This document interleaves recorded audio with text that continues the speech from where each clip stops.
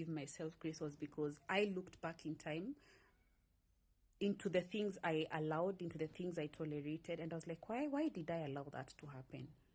Why did I allow that to go on for as long as it did? Why didn't I walk out sooner? There are a lot of why didn't I's, woulda, shoulda, woulda. And you're not going anywhere with that mentality. And starting over after leaving a marriage is the most freeing, uncertain, yet humbling experience.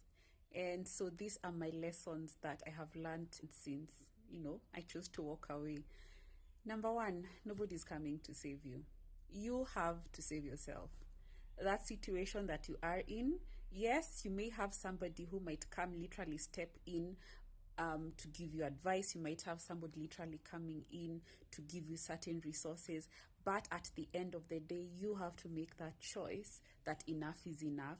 And you have to make that choice to walk away. And you have to make that choice to save yourself. The other thing is that it can be very, very isolating.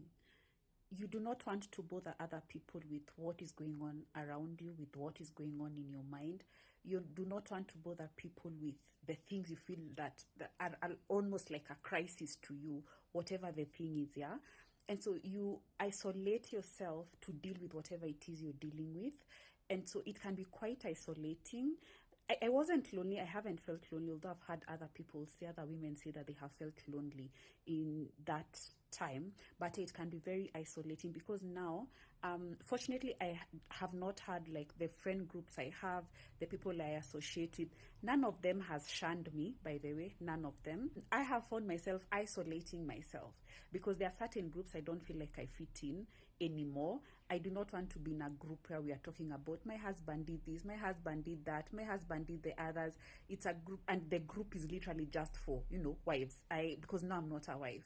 It feels, so it can be very isolating. And the other thing also with the isolation is that because you expended so much energy in the marriage and choosing to leave, now that I'm by myself, I just want to be alone. I just want to be left alone, honestly. So it is isolating, and I have isolated myself. So both.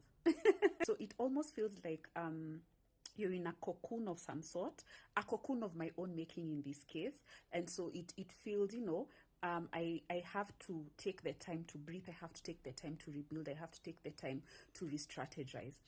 The other lesson is questions and curiosities and people wanting to meddle in your affairs. I wasn't like loud when I was leaving. I just left quietly. But of course, people figure out what is going on. And now people are all up in my business. Oh, we saw, can't this work out? Haven't you thought about it? What about your daughter? So people think they can advise you. Msini advice. But people think they can advise you. And I get it because genuinely some of them care and love me. And they may want to advise me because they want the best for me. But also, some are genuinely miserable in their marriages and they want me to stay miserable with them. That too. Some are miserable and they want me to stay miserable with them. We are not doing that. Me, I did not come here to suffer. Not in this lifetime, not ever. So it can be quite irritating and intrusive because I feel nobody has a right to ask me certain questions. Other than, of course, my mom, my siblings, yes, ask away. In fact, I'd love for them to ask me these questions. But people outside of that, it feels intrusive. It feels like, feels judgy, to be very honest. I feel judged. Yeah, because I can tell from their energy, I can tell from their tone, I can tell from the choice of questions that they are asking me, the comments that they are making. So yeah, that. Then the other lesson is, be ready for people to take his side and to look at you like you're the villain. Because you see, it tends to be women who leave marriages and we are taught to uvumilie, yeah? You stay in the marriage, make it work. Pray for it, pray for your husband. Just do what you need to do to keep a man, to keep a husband. But I chose to let go of that. I chose to let go of the marriage. I chose to let go of the status of being a wife. And so people look at me and people have literally questioned me to my face. Like, isn't there anything you could have done? So be ready for you to be the villain in people's story. Be ready for people to question whether you made the right choice.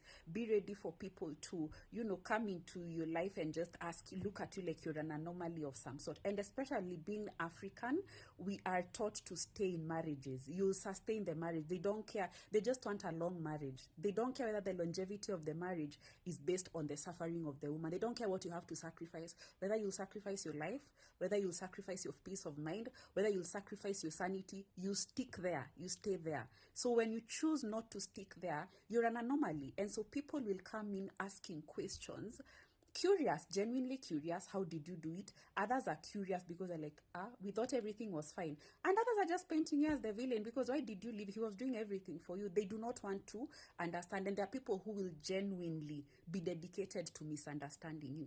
So be ready for that. But overall, give yourself grace. Take time to plan. Take time to do what you need to do.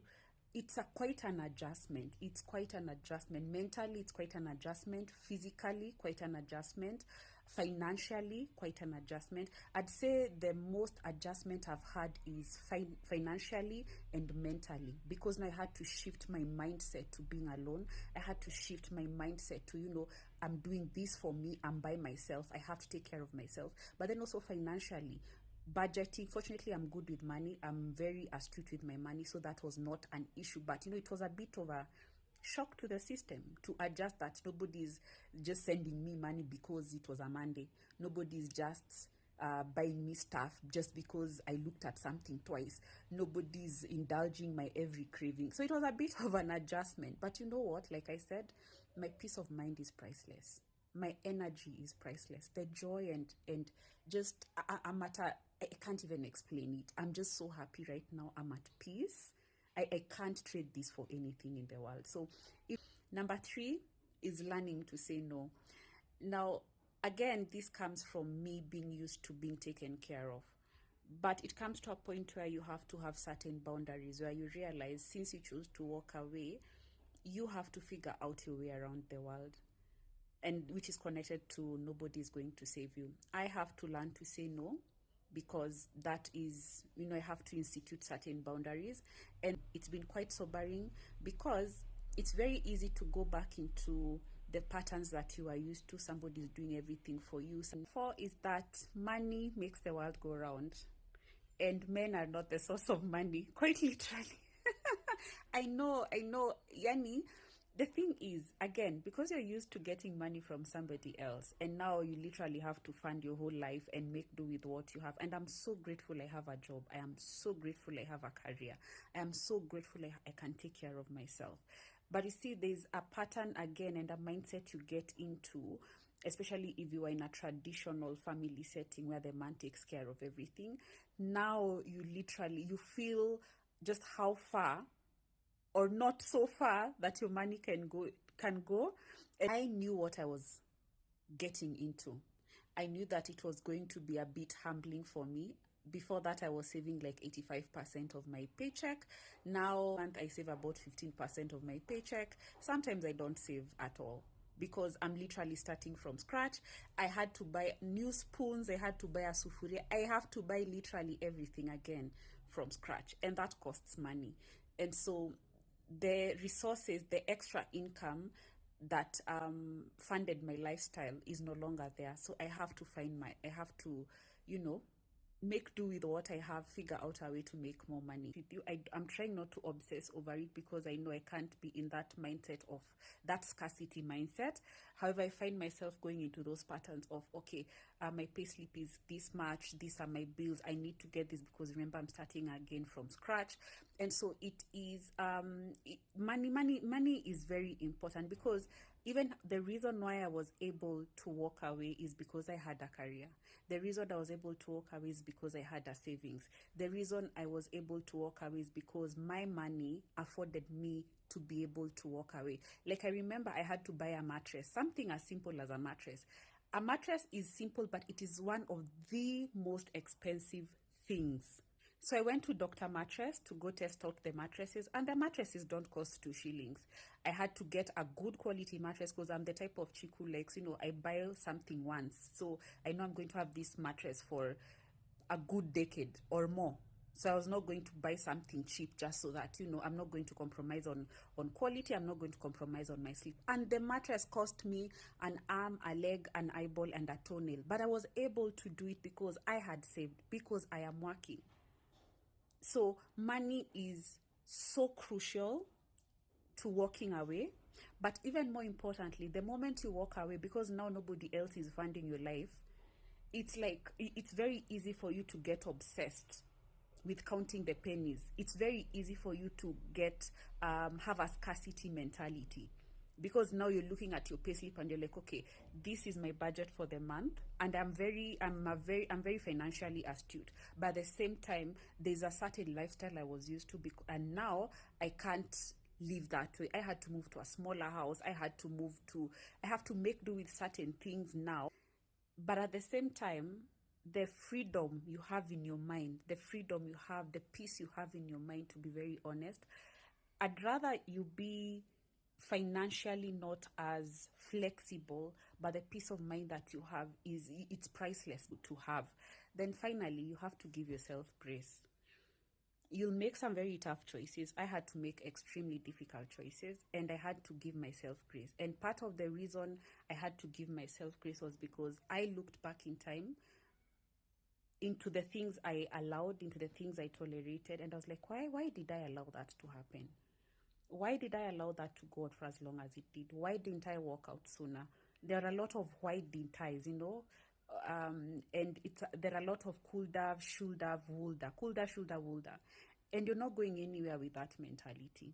And so I'm learning to give myself grace. I'm very critical of life, and I'm very, I won't say I ran a tough program, no, but I've realized that I should have done certain things differently, and I took too long to do those things, but I'm glad I did them eventually. And so you need to extend grace to yourself rather. You need to extend grace to yourself. Budgeting, fortunately, I'm good with money. I'm very astute with my money, so that was not an issue. But it was a bit of a shock to the system to adjust that nobody's just sending me money because it was a Monday. Nobody's just buying me stuff just because I looked at something twice. Nobody's indulging my every craving. So it was a bit of an adjustment. But you know what? Like I said, my peace of mind is priceless. My energy is priceless. The joy and just I'm at I can't even explain it. I'm just so happy right now. I'm at peace. I can't trade this for anything in the world. So if you have any more questions, if you want me to cover a topic that has to do with separation, divorce, and what have you, let me know in the comments, and I'll definitely answer it.